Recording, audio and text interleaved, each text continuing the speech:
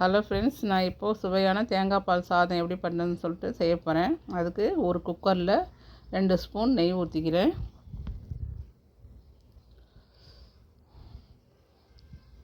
நெய் ஹீட் ஆகிடுச்சு. இப்போது அது கூட 2 கிராம்பு, பட்டை, பிரிஞ்சி இலை, கடல் பாசி, கொஞ்சம் சோம்பு அதை போட்டுக்கலாம்.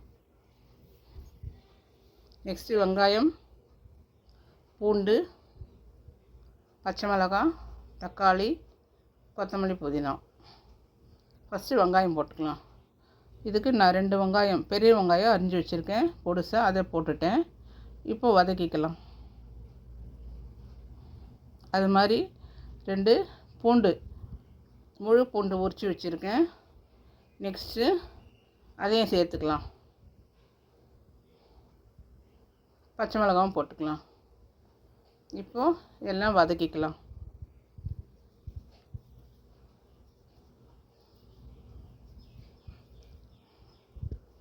ரொம்ப வதங்கணும்னு தேவையில்லை, பாதி வதங்கினா போதும். நான் காரத்துக்கு 1 தான் போட்டிருக்கேன் பச்சை மிளகா. நீங்கள் எவ்வளோ வேணும்னாலும் போட்டுக்கலாம். உங்களுக்கு காரம் அதிகமாக வேணும்னா நிறையா போட்டுக்கலாம். பூண்டுலேயே கூட ஓரளவு காரம் இருக்கும். நெக்ஸ்ட்டு 10 முந்திரி, முழு முந்திரி வச்சுருக்கேன், அதையும் போட்டுக்கலாம். டேஸ்ட்டுக்காக நான் போடுறேன். இதை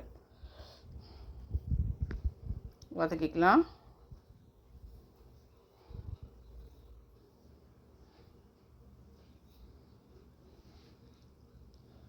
நெக்ஸ்ட்டு தக்காளி 1, அதை கட் பண்ணி வச்சுருக்கேன் பொடுசாக, அதையும் போட்டுக்கலாம். கொஞ்சம் புதினா, கொத்தமல்லி அதையும் போட்டுக்கலாம்.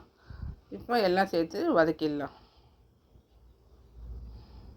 தக்காளி நான் 1 போட்டிருக்கேன். சில பேருக்கு புளிப்பு ரொம்ப வேண்டான்னா அந்த ஸ்கிப் பண்ணிடலாம் தக்காளியை. தக்காளி இல்லாமல் கூட நல்லாயிருக்கும் தேங்காய் பால் சோறு.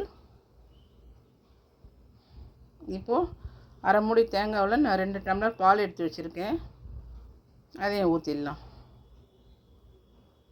1 டம்ளர் சீரக சம்பா ரைஸ் நான் கழுவி வச்சுருக்கேன். தேங்காய் பால் கொதி வந்தோடனே நம்ம அந்த ரைஸை போட்டுடலாம். கொதி வந்துடுச்சு. இப்போது சீரக சம்பா ரைஸு 1 டம்ளர் கழுவி வச்சுருக்கேன். 1 டம்ளருக்கு 2 டம்ளர் தேங்காய் பால் ஊற்றிட்டேன். இப்போ ரைஸை போடுறேன்.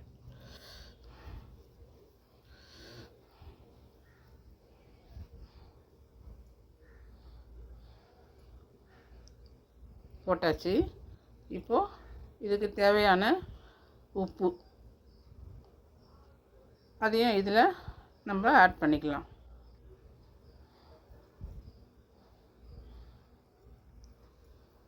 உப்பு அதையும் ஆட் பண்ணிக்கலாம். கொதி வந்துடுச்சு. ஒரு கிளறி விட்டுட்டு நம்ம மூடி போட்டு மூடிடலாம்.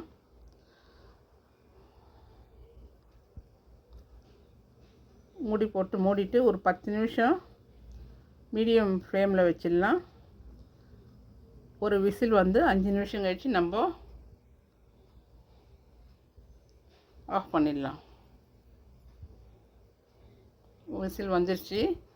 இப்போ ஓப்பன் பண்ணி பார்க்கலாம்.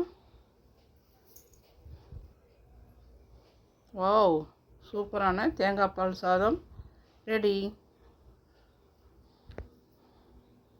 பாருங்கள் எவ்வளோ பொலப்பலன்னு வந்திருக்கு, ஒட்டாமல் வந்திருக்கு. சூப்பராக ஸ்மெல் சூப்பராக இருக்குது.